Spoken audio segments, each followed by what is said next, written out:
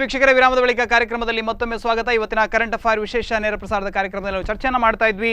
ರಾಜ್ಯದ ಅತ್ಯಂತ ಶ್ರೀಮಂತವಾದ ದೇವಾಲಯ ಸುಬ್ರಹ್ಮಣ್ಯ ಕ್ಷೇತ್ರದಲ್ಲಿ ನಡೀತಾ ಇರುವಂತಹ ಮನೆಸ್ನಾನವನ್ನು ಯಥಾಪ್ರಕಾರ ಮುಂದುವರಿಸಬೇಕು ಅಂತ ಹೈಕೋರ್ಟ್ ಆಜ್ಞೆಯನ್ನು ಕೊಟ್ಟಿರುವಂಥದ್ದು. ರಾಜ್ಯದ ಒಂದಷ್ಟು ಪ್ರಗತಿಪರರು ಇದರ ಬಗ್ಗೆ ಬಹಳ ದೊಡ್ಡ ಮಟ್ಟದಲ್ಲಿ ಅಸಮಾಧಾನವನ್ನು ವ್ಯಕ್ತಪಡಿಸಿದ್ದಾರೆ. ಎಲ್ಲೋ ಒಂದು ಕಡೆಯಲ್ಲಿ ಪ್ರಗತಿಪರ ಚಿಂತನೆಗಳಿಗೆ ರಾಜ್ಯದ ಈ ಒಂದು ಹೈಕೋರ್ಟಿನ ತೀರ್ಪು ಎಲ್ಲೋ ಒಂದು ಕಡೆಯಲ್ಲಿ ಸ್ವಲ್ಪ ಹಿನ್ನಡೆಯನ್ನು ಉಂಟು ಮಾಡಿದೆ ಅನ್ನುವಂಥ ಮಾತು ಕೂಡ ಕೇಳಿ ಬರ್ತಾ ಇರುವಂಥದ್ದು. ಇದರ ಬಗ್ಗೆ ನಾವು ಚರ್ಚೆಯನ್ನು ಮಾಡ್ತಾ ಇದ್ವಿ. ಜಯನ್ ಮಲ್ಪೆ ಅವರು, ನಾನು ಕೇಳಬೇಕು, ಒಂದಷ್ಟು ರಾಜ್ಯದಲ್ಲಿ ಬದಲಾವಣೆಗಳು ಆಗಿದೆ, ಕ್ರಾಂತಿಗಳು ಬಹಳಷ್ಟು ದೊಡ್ಡ ಮಟ್ಟದಲ್ಲಿ ಆಗಿದೆ. ಸಾವಿತ್ರಿಬಾಯಿ ಫುಲೆ ಇರ್ಬೋದು, ಅಂಬೇಡ್ಕರ್ ಅವರು ಇರ್ಬೋದು, ಅಥವಾ ದಯಾನಂದ ಸರಸ್ವತಿ ಇರ್ಬೋದು, ಪ್ರತಿಯೊಬ್ಬರು ಕ್ರಾಂತಿಯನ್ನು ಮಾಡಿದ್ದಾರೆ. ಇತ್ತೀಚಿನ ದಿನಗಳಲ್ಲಿ ಗಮನಿಸಿದರೆ ಶಿರಸೆಯಲ್ಲಿ ಕೋಣವನ್ನು ಕಡಿತಾ ಇದ್ರು. ಈಗ ಅದನ್ನು ಕೋಣದ ರಕ್ತವನ್ನು ಸಿರಿಂಜಿನಲ್ಲಿ ತೆಗೆದು ದೇವರಿಗೆ ಅರ್ಪಣೆಯನ್ನು ಮಾಡ್ತಾ ಇದ್ದಾರೆ. ಆ ಚಂದ್ರಗುತ್ತಿಯಲ್ಲಿ ನಡೀತಾ ಇರುವಂಥ ಬತ್ತಲ ಸೇವೆ ನಿಂತು ಹೋಯಿತು. ಇನ್ನು ಹಲವಾರು ಕಡೆಗಳಲ್ಲಿ ಒಂದಷ್ಟು ಚೇಂಜಸ್ಗಳು ಆಗಿದೆ. ಹಾಗಾದ್ರೆ ಈ ಚೇಂಜಸ್ ಯಾಕೆ ಆಗ್ಲಿಕ್ಕೆ ಒಪ್ತಾ ಇಲ್ಲ? ಈ ಒಂದು ವರ್ಗದವರು ಯಾಕೆ ಬಿಡ್ತಾ ಇಲ್ಲ? ಜಯನ್ ಹೊಟ್ಟೆಪಾಡಿನ ಬದುಕು ಅವರಿಗೆ ಇಂಥ ಗೊಡ್ಡು ಸಂಪ್ರದಾಯಗಳೆಲ್ಲ ಇಲ್ಲ ಅಂದ್ರೆ ಬದುಕು ನಡೆಯುವುದಿಲ್ಲ. ಮತ್ತೆ ಯಾರು ಒಂದು ಎಲೆಯಲ್ಲಿ ಉರುಳಿ ಇವರಿಗೆ ಏನು ಇನ್ಕಮ್ ಇದೆ ಅಂತ ಕೇಳೋದು. ಅದೇ ಇಂಥ ಸಂಪ್ರದಾಯಗಳು ಇದ್ರೇನೆ ಜನ ಬರುವುದು. ಇಲ್ಲ ಅಂದ್ರೆ ಆ ದೇವಸ್ಥಾನಕ್ಕೆ ಯಾಕೆ ಹೋಗ್ತಾರೆ ಹೇಳಿ? ಒಂದು ಇದ್ದೇ ಇರ್ತದೆ. ನಿಮ್ಗೆ ನೀವು ನೋಡಿದರೆ ಕನಕ ಬರುವ ತನಕ ಈ ಉಡುಪಿಯಲ್ಲಿ ಕೃಷ್ಣ ಇದ್ದಾನಂತ ಅಥವಾ ದೇವರಿದ್ದಾನಂತ ಯಾರಿಗೂ ಗೊತ್ತಿರಲಿಲ್ಲ. ಆದ್ರೂ ಆನಂತರ ಇವರು ಯಾರೋ ಬಂದು ಸ್ಥಾಪನೆ ಮಾಡಿದ್ರು, ಹಾಗೆ ಅವರು ಅಂತ ಹೇಳಿದ್ರು ಮಧ್ವಾಚಾರ್ಯ, ಇನ್ಯಾರೋ. ಬಟ್ ನಾನು ಆಗ ಅವನನ್ನು ಫುಟ್ಪಾತ್ ಅಲ್ಲಿ ಇಟ್ಟಿದ್ದಾರೆ ಕನಕನನ್ನ. ವ್ಯಾಪಾರ ಎಲ್ಲಿ ನಡೀತದೆ ಅಲ್ಲಿ ಇಂಥದ್ದೆಲ್ಲ ಅಟ್ರಾಕ್ಟ್ ಎಲ್ಲ ನಡೀತದೆ. ಅದು ಸ್ವಲ್ಪ ಕಾಲ ನಡೀತದೆ. ನಾನು ಹೇಳುದು ಇದು ನೋಡಿ, ಸರ್ಕಾರ ಆದಷ್ಟು ಬೇಗ ಇಂಥ ಮೌಢ್ಯಗಳಿಗೆ, ಮಹಾರಾಷ್ಟ್ರ ಸರ್ಕಾರ ದಾಬೋಳ್ಕರ್ ಅವರ ಹತ್ಯೆ ಆದ ನಂತರ ಹೇಗೆ ಮೂಢನಂಬಿಕೆ ವಿರುದ್ಧ ಕಾಯ್ದೆ ತಂದಿತ್ತ, ಅದೇ ರೀತಿ ಇಂಥ ಕಾಯ್ದೆಗಳನ್ನು ತರುವ ಮೂಲಕ ಇಡೀ ಇದನ್ನು ನಿಷೇಧಿಸಬೇಕು. ನಾವು ಹೇಳೋದು ಪೂಜೆ ಮಾಡುವುದಕ್ಕೆ ನಿಷೇಧ ಅಲ್ಲ, ಅಥವಾ ದೇವರಿಗೆ ಕೈ ಮುಗಿದ ನಿಷೇಧ ಅಲ್ಲ. ಧರ್ಮದ ಹೆಸರಿನಲ್ಲಿ, ದೇವರ ಹೆಸರಿನಲ್ಲಿ ನಡೆಯುವ ಅಸಂಪ್ರದಾಯಕ ಇಂಥ ಮೌಢ್ಯಗಳನ್ನು ನಿಷೇಧಿಸಬೇಕು ಮತ್ತೆ ನಿಲ್ಲಿಸಬೇಕಂತ. ಅದು ಕೂಡ ಇವರ ಬೇರೆ ಬೇರೆ ಖಾಸಗಿ ರಂಗದಲ್ಲಿ ಮಾಡೋದಕ್ಕೆ ನಮ್ದು ಯಾರ್ದು ಆಕ್ಷೇಪ ಇಲ್ಲ, ಯಾಕೆಂದರೆ ನಮಗೆ ರೈಟ್ಸ್ ಇಲ್ಲ. ನಾನು ಸರ್ಕಾರ ಇಲಾಖೆ ಒಳಪಟ್ಟಂಥ ಮುಜರಾಯಿ ಇಲಾಖೆ ಏನು ನಡೆಸ್ತದೆ ಅದನ್ನು, ಈಗ ಧರ್ಮಸ್ಥಳದ ಏನು ಮಾಡಿದ್ರೆ ನಾವು ಕೇಳುವುದಿಲ್ಲ, ಯಾಕೆಂದರೆ ಮುಜರಾಯಿ ಇಲಾಖೆ ಲಗವಿಲ್ಲ ಅದಕ್ಕೆ. ಅದಕ್ಕೋಸ್ಕರ ನಾವು ಸರ್ಕಾರದಿಂದ ನಡೆಯಪಡುವ ಮುಜರಾಯಿ ಇಲಾಖೆ ಒಳಪಟ್ಟಂಥ ಎಷ್ಟು ದೇವಸ್ಥಾನಗಳಿದೆ ಅಲ್ಲಿ ನಡೆಯುವ ಇಂಥ ಅನಿಷ್ಟ ಪದ್ಧತಿಗಳನ್ನು ನಿಲ್ಲಿಸಬೇಕನ್ನೋದು ನಮ್ಮ. ಜಯನ್ ಮಲ್ಪೆ ಅವರು, ನಿಮ್ಮಲ್ಲಿ ನಾನು ಕೇಳಬೇಕು, ದಲಿತ ಸಂಘಟನೆಗಳು ಎಲ್ಲೋ ಒಂದು ಕಡೆಯಲ್ಲಿ ತಮ್ಮ ಅಧಿಕಾರವನ್ನ, ತಮ್ಮ ಸಂಘಟನೆಯನ್ನ, ತನ್ನ ಬಲವನ್ನ ಬ್ರಾಹ್ಮಣರೊಂದಿಗೆ ಗುದ್ದಾಡೋದ್ರಲ್ಲಿ ವ್ಯರ್ಥ ಮಾಡ್ತಾ ಇವೆ. ನಿಜವಾಗಿ ನಿಮ್ಮ ತಳಮಟ್ಟದಲ್ಲಿರುವಂತಹ ದಲಿತರ ಉದ್ಧಾರಕ್ಕಾಗಿ ನಿಮ್ಮ ಸಂಘಟನೆ ಕೆಲಸ ಮಾಡ್ತಾ ಇಲ್ಲ. ಇಂಥ ಅಗತ್ಯವಿಲ್ಲದ ವಿಚಾರಗಳಲ್ಲಿ ಮೂಗು ತೂರಿಸಿಕೊಂಡು ಎಲ್ಲೋ ಒಂದು ಕಡೆಯಲ್ಲಿ ಒಂದಷ್ಟು ಪ್ರತಿಭಟನೆಗಳನ್ನು ಮಾಡಿಕೊಂಡು ನಿರತರಾಗಿದ್ದಾರೆ. ಬಿಟ್ರೆ ದಲಿತರಲ್ಲಿ ನೀವು ಯಾವ ರೀತಿಯ ಜಾಗೃತಿಯನ್ನು ಮೂಡಿಸ್ತಾ ಇದ್ದೀರಿ? ಇಲ್ಲ, ಇದನ್ನು ಮಾಡ್ತಾ ಇದ್ದೇವೆ ನೀವು ಆ ಮಟ್ಟದಲ್ಲಿ. ಯಾಕೆಂದರೆ ಒಂದು ಕಾಲಘಟ್ಟದಲ್ಲಿ ದಲಿತ ಚಳವಳಿ ಇಡೀ ಕರ್ನಾಟಕದಲ್ಲಿ ಒಂದು ಜಾಗೃತಿ ಮೂಡಿಸಿದಂಥದ್ದು. ಆ ನಂತರ ಕೂಡ ಅದರಲ್ಲಿ ಕೂಡ ನೀವು ಇತಿಹಾಸ ನೋಡಿದರೆ ಇನ್ಯಾರೋ ಬ್ರಾಹ್ಮಣದಂಥ ರಾಮಕೃಷ್ಣ ಹೆಗ್ಡೆ ಅಂತ ಅವ್ರು ಬಂದವರು ಸಂಘಟನೆ ಹೊಡೆದಿದ್ದಾರೆ. ಚೂರಾಗಲಿಕ್ಕೆ ಕೂಡ ರಾಜಕೀಯದ ಆಮಿಷ ಒಡ್ಡಿ ಚೂರಾಗಲಿ, ಅದು ಒಂದು ಕಾರಣ. ಅಲ್ಲಿ ಕೂಡ ಬ್ರಾಹ್ಮಣರ ಪಾತ್ರ ಇದೆ, ಅದು ಬೇರೆ ಪ್ರಶ್ನೆ. ಹಾಗೆ ಜೊತೆಗೆ ಇವತ್ತಿಗೂ ಕೂಡ ಹಳ್ಳಿಗಾಡಿನಲ್ಲಿ ಒಂದಲ್ಲ ಒಂದು ಕಡೆ ಅದು ಜಾಗೃತಿ ನಡೀತಾ ಇದೆ. ಸಂಘಟನೆ ಸ್ವಲ್ಪ ವಿಘಟನೆಗೊಂಡಿರ್ಬೋದು ವಿನಃ ಬಿಟ್ರೆ ಈ ಜಾಗೃತಿ ಅನ್ನುವಂಥ ಇದೆಯಲ್ಲ, ಅದು ಒಂದು ರನ್ ಹೋಗ್ತಾ ಇರ್ತದೆ. ಅದು ಸಂದರ್ಭ ಖಂಡಿತ ಆ ಗೋಲನ್ನು ಮುಟ್ತದೆ.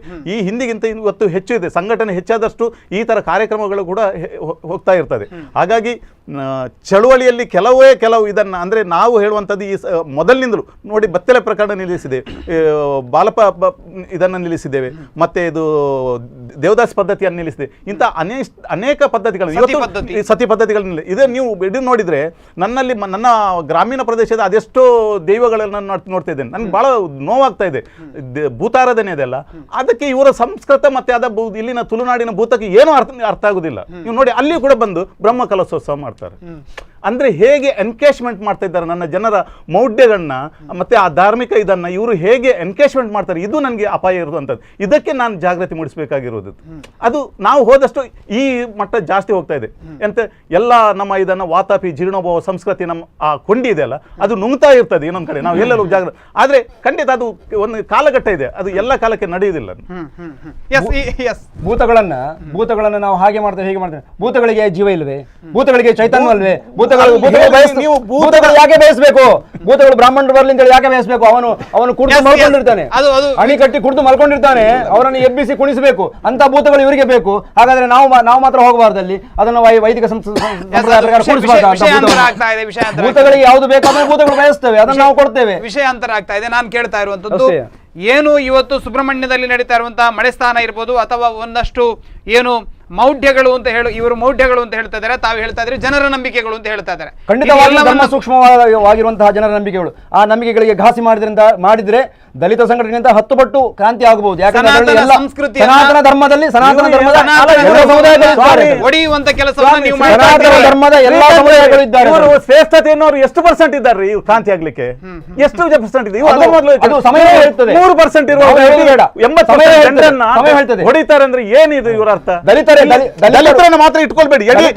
ಬ್ರಾಹ್ಮಣ ಶ್ರೇಷ್ಠ ಅನ್ನೋದಾಗ ಹಿಂದುಳಿದ ವರ್ಗದವರು ಎಲ್ಲರೂ ಸೇರ್ತಾರೆ.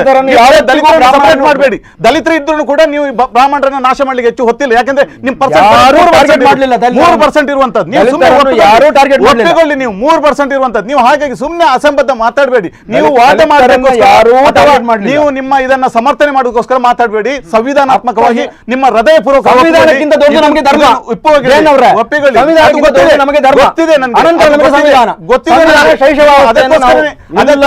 ಹೀಗೆ ಮಾಡ್ತೀರಾ ಅನ್ನೋದು ಗೊತ್ತಿದೆ.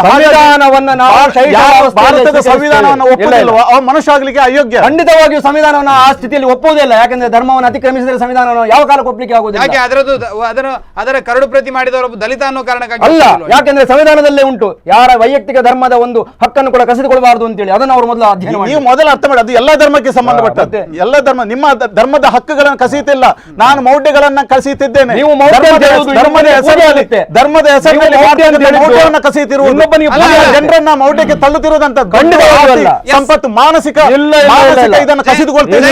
ಇದನ್ನು ಖಂಡಿಸ್ತಿರುವುದು, ಇದನ್ನು ನಿಲ್ಲಿಸಬೇಕು. ಇದನ್ನು ನಿಲ್ಲಿಸಬೇಕು. ಅದನ್ನು ಮಾತಾಡಬೇಡಿ.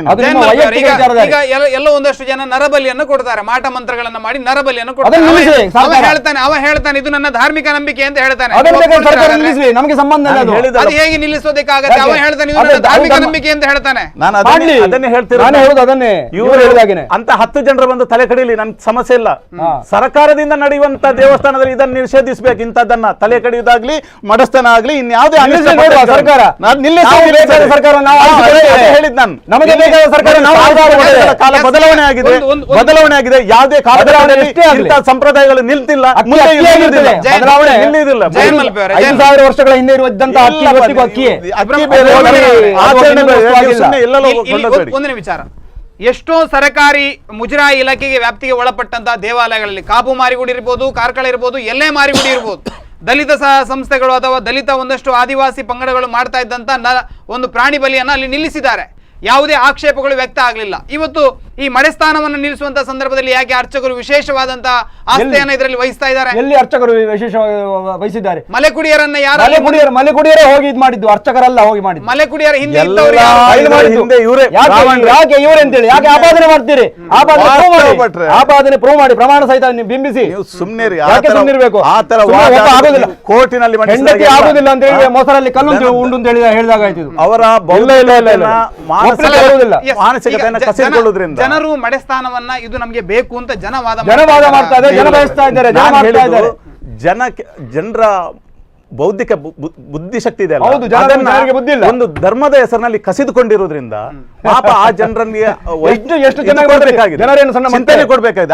ಅದನ್ನ ನಾವು ಮಾಡ್ಬೇಕಾದ ಕೆಲಸ. ನಾನು ಹೇಳಿದ್ದು ಬ್ರಾಹ್ಮಣ್ಯ ಅನ್ನುವಂಥದ್ದು ಇನ್ನೊಂದು ಮನುಷ್ಯನನ್ನ ಸಮಾನತೆ ಕಾಣುವುದಿಲ್ಲ ಅಂದ್ರೆ ನಿಮ್ಮ ಧರ್ಮ ಯಾವುದು, ನಿಮ್ಮ ಮನುಷ್ಯತ್ವ ಯಾವುದು, ನಿಮ್ಮ ಬ್ರಾಹ್ಮಣ್ಯ ಯಾವುದು? ಅದಕ್ಕೋಸ್ಕರ ನಿಮ್ಮಲ್ಲಿ ಒಂದ್ ನಿಮಿಷ, ನಿಮ್ಮಲ್ಲಿ ಏನಾದ್ರೂ ಮನುಷ್ಯತ್ವ ಇದ್ರೆ, ನಿಮ್ಮಲ್ಲಿ ಬ್ರಾಹ್ಮಣ್ಯತ್ವ ಇದ್ರೆ ಆ ಮನುಷ್ಯರನ್ನ ಸಮಾನರಾಗಿ ಕಾಣಿ.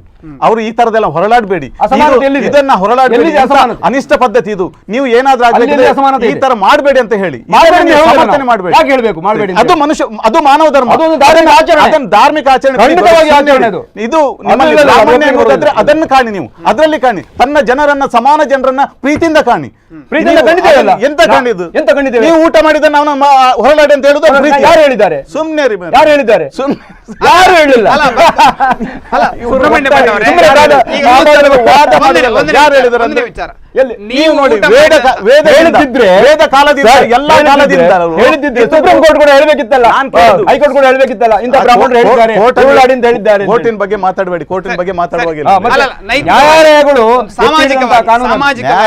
ಯಾರ್ಯಾರು ನ್ಯಾಯಾಧೀಶರು ಅವಲಂಬಿಸಿಕೊಂಡಿರ್ತಾರೆ ಅದು ಬೇರೆ. ನಂಗೆ ಗೊತ್ತಿದೆ ಯಾರು ಏನಂತ. ಮೊನ್ನೆ ಒಂದು ನಿಡುಮಾಮಿಡಿ ಮಾತು ಹೇಳಿದ್ರು, 100 ಕೋರ್ಟ್ಗಳು ಇಂಥ ತೀರ್ಪು ಕೊಟ್ಟರು ನಾನು ಒಪ್ಪುದಿಲ್ಲ ಅಂತವನನ್ನ ಮೊದಲು ಬಹಿಷ್ಕಾರ ಮಾಡಬೇಕು. ದೇಶದಿಂದ ಮಾಡಬೇಕು. ನಿಡುಮಾಮಿಡಿ ಸ್ವಾಮಿಯ ಮಾತಾಡುವ ರೈಟ್ಸ್ ಇಲ್ಲ ನಿಮ್ಗೆ. ಅವ್ರ ಬಗ್ಗೆ ಮಾತಾಡಬೇಡಿ. ಹೇಗೆ ಮತ್ತೆ ಸುಮ್ಮನೆ ಅವರ ಬಗ್ಗೆ ಸಂವಿಧಾನ, ಮಾತಾಡ್ಬೇಡಿ. ನಿಮ್ಗೆ rights ಇಲ್ಲ ನಿಮ್ಗೆ ಅವರು ಮಾಡಿದಂತ ಸಾಧನೆ ಅವ್ರು ಇಡಮಾಬಿಡಿ ಸ್ವಾಮಿ ನ್ಯಾಯಾಲಯದ ಆದೇಶವನ್ನು ಧಿಕ್ಕರಿಸಿ ಮಾತಾಡಲಿಕ್ಕೆ ಅವರು ಯಾರು? ಸಂವಿಧಾನಬದ್ಧವಾಗಿ ಅವರು ಮಾತಾಡಿದ್ದು ಅವರ ನೋವಿದೆ, ಆಕ್ರೋಶ ಇದೆ, ಆಕ್ರೋಶ ಯಾಕೆ? ಸತ್ಯ ಇದೆ ಅದರಲ್ಲಿ. ನಿಮ್ಮ ತರ ಅಲ್ಲ, ಸಂವಿಧಾನಬದ್ಧವಾಗಿ ಮನುಷ್ಯ ಮಾನವೀಯತೆಯನ್ನು ಕಸಿದುಕೊಳ್ಳುವುದಲ್ಲ.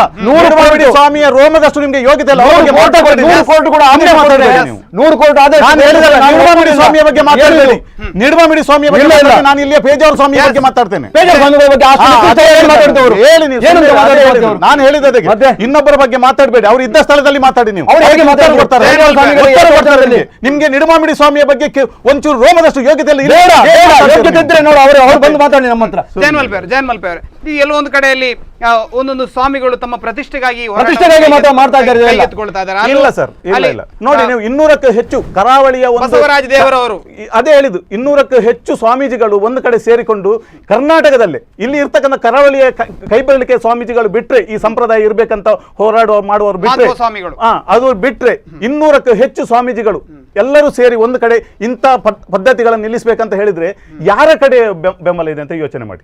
ಯಾರು ಪಾಲಿಸಲಿಕ್ಕೆ ತಯಾರಿಲ್ಲ ಈ ಸ್ವಾಮಿಗಳು. ಯಾರನ್ನು ಯಾವ ಸಂವಿಧಾನ ಬದ್ಧತೆ? ನ್ಯಾಯಾಲಯದ ವಿರುದ್ಧ ಯಾವ ಸಂವಿಧಾನ ಬದ್ಧತೆ ಹೇಳಿ? ಯಾವ ಸ್ವಾಮೀಜಿ ಕೂಡ ನ್ಯಾಯಾಲಯ ಅವ್ರು ಏನ್ ಹೇಳಿದ್ರು? ಅವ್ರು ಪೇಪರ್ ಅಲ್ಲಿ ಬಂದಿದೆ, ಇದೇ ಪೇಪರ್ ಅಲ್ಲಿ ಇದೆ.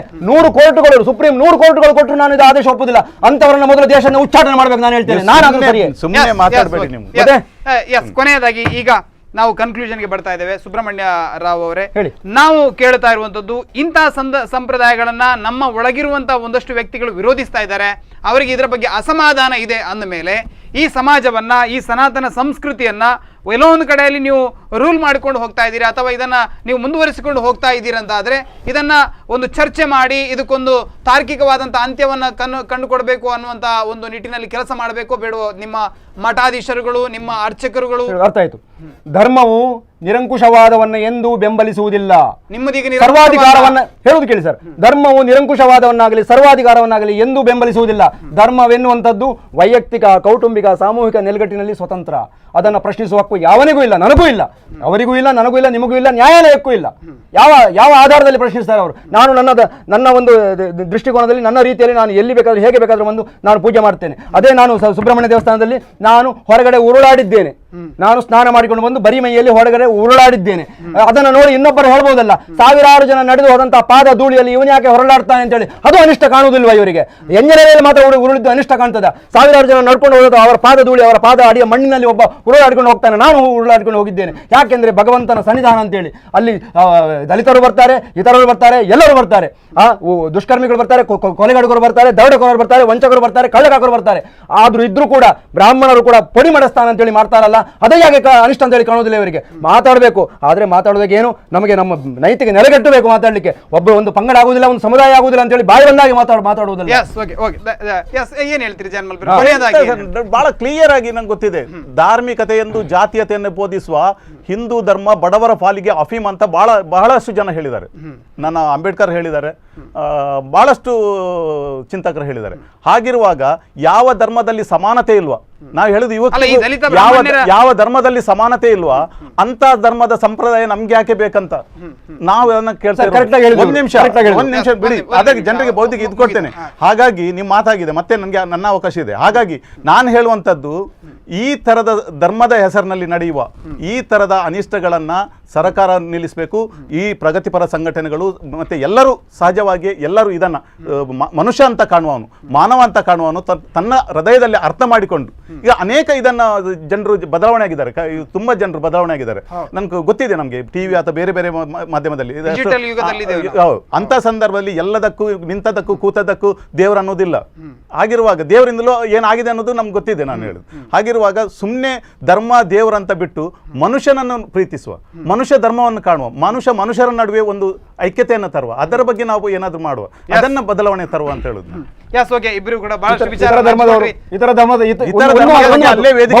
ಬೌದ್ಧ ಧರ್ಮ ಯಾಕೆ ಹುಟ್ಟಿಕೊಂಡು ಅಂತ ಹೇಳಿದ್ರಲ್ಲ, ಬೌದ್ಧ ಧರ್ಮದಲ್ಲಿ ಏನಾಯ್ತು? 5 ಪಂಗಡ ಆಯ್ತು. ಸನಾತನ ಧರ್ಮದಲ್ಲಿ ಇರುವುದು 4 ವರ್ಣಗಳು ಮಾತ್ರ. ಬೌದ್ಧ ಧರ್ಮದಲ್ಲಿ 5 ಪಂಗಡಗಳಾಗಿ ಒಡೆದು ಚುಪ್ಪುಡು ನುಚ್ಚುನೂರಾಗಿ ಹೋದು. ಯಾಕೆ? ಅವರು ಮಾಡಿದ ಕ್ರಾಂತಿಯ ಪ್ರತಿಫಲ ಅದು, ಅದನ್ನು ತಿಳ್ಕೊಳ್ಳಿ. ಕೊನೆಯದ ಸುಮ್ನೆ ಇರಿ, ಸುಮ್ನೆ ಇರಿ. ಧನ್ಯವಾದಗಳು ಪಾಪ ಜಯಮಂತ್ ಅವ್ರಿಗೆ ಅವರೇ. ಬೇರೆ ಗತಿ ಇಲ್ಲ ಅವ್ರಿಗೆ. ಸುಬ್ರಹ್ಮಣ್ಯ ರಾವ್ ಅವರೇ ಧನ್ಯವಾದಗಳು. ಇಬ್ಬರಿಗೂ ಕೂಡ ಬಹಳಷ್ಟು ವಿಚಾರವನ್ನು ಹಂಚಿಕೊಂಡ್ರಿ, ತಮ್ಮ ಅಮೂಲ್ಯವಾದ Thanks, sir. ಸಮಯವನ್ನ ಹೊಂದಿಸಿ ಇಲ್ಲಿಗೆ ಬಂದು ಬಹಳಷ್ಟು ವಿಚಾರವನ್ನು ಹಂಚಿಕೊಂಡ್ರಿ. ಧನ್ಯವಾದಗಳು. ನಿಮ್ಗೂ ವೀಕ್ಷಕರೇ, ವಂದನೆಗಳು. ಇದಿಷ್ಟು ನಾವು ಮಡಸ್ಥಾನದ ಬಗ್ಗೆ ಚರ್ಚೆಯನ್ನ ಮಾಡಿದ್ದು. ಬಹಳ ಪ್ರಮುಖವಾಗಿ ಎಲ್ಲೋ ಒಂದು ಕಡೆಯಲ್ಲಿ ಸನಾತನ ಧರ್ಮದ ಅಡಿಪಾಯದಲ್ಲೇ ಒಂದಷ್ಟು ಬಿರುಕುಗಳು ಕಂಡು ಬರ್ತಾ ಇರುವಂಥದ್ದು. ಇದರ ಬಗ್ಗೆ ಒಂದಷ್ಟು ಸ್ವಾಮೀಜಿಗಳು ಕುಳಿತುಕೊಂಡು ಚರ್ಚೆಯನ್ನು ಮಾಡಬೇಕು ಅಂತ ತೀರ್ಮಾನವನ್ನು ಮಾಡಿದರು. ಆದರೆ ಅದರಲ್ಲಿ ಯಾವುದೇ ವಿಫಲ ಆಯಿತು, ಯಾವುದೇ ಫಲಿತಾಂಶಗಳು ಹೊರಬರಲಿಲ್ಲ ಅನ್ನುವಂಥದ್ದು ಮಾತ್ರ ಸತ್ಯ. ಇಂಥ ಪ್ರಯತ್ನಗಳು ಮಠಾಧೀಶರಿಂದ ಮತ್ತೆ ಮತ್ತೆ ನಡೀಲಿ. ಮಡಸ್ಥಾನದ ಬಗ್ಗೆ ಅದು ಆಸ್ತಿಕ ಭಕ್ತರ ಒಂದೊಂದು ವಿವೇಚನೆಗೆ ಬಿಟ್ಟಂಥ ವಿಚಾರ, ಅದನ್ನು ರಾಜಕೀಯಕ್ಕೆ ಬಳಸೋದು ಬೇಡ ಅಂತ ಒಬ್ಬರು ಹೇಳ್ತಾ ಇದ್ದಾರೆ. ಮತ್ತೊಬ್ಬರು ಹೇಳ್ತಾ ಇದ್ದಾರೆ ಇದು ಎಲ್ಲೋ ಒಂದು ಕಡೆಯಲ್ಲಿ ಬಡವರನ್ನು ಸುಲಿಗೆ ಮಾಡೋದಕ್ಕಾಗಿ ಒಂದು ವ್ಯವಸ್ಥೆ ಇದನ್ನು ರೂಢಿಸಿಕೊಂಡಿದೆ ಅಂತ ಅವರು ಹೇಳ್ತಾ ಇದ್ದಾರೆ. ಒಟ್ಟಿನಲ್ಲಿ ಜನರ ಅಭಿಪ್ರಾಯ ಏನು ಮತ್ತು ಜನರ ಒಂದು ನಿಲುವು ಏನು ಅನ್ನುವಂಥದ್ದನ್ನು ನಾವು ಮುಂದಿನ ದಿನಗಳಲ್ಲಿ ಕಾಣಬೇಕಾಗಿದೆ. ಈ ಮಡಸ್ಥಾನಕ್ಕೆ ಜನರ ಒಂದು ಪ್ರತಿಕ್ರಿಯೆ ಹೇಗಿರ್ತದೆ ಅನ್ನೋದನ್ನು ಗಮನಿಸೋಣ. ಇವತ್ತಿನ ಕಾರ್ಯಕ್ರಮ ಇಲ್ಲಿಗೆ ಮುಗಿಸ್ತಾ ಇದ್ದೇನೆ. ನಿಮ್ಮೂರಿನ ನಿರಂತರ ಸುದ್ದಿ ಹಾಗೂ ಮನೋರಂಜನೆಗಾಗಿ ನೋಡ್ತಾ ಇರಿ ಸ್ಪಂದನ ವಾಹಿನಿ.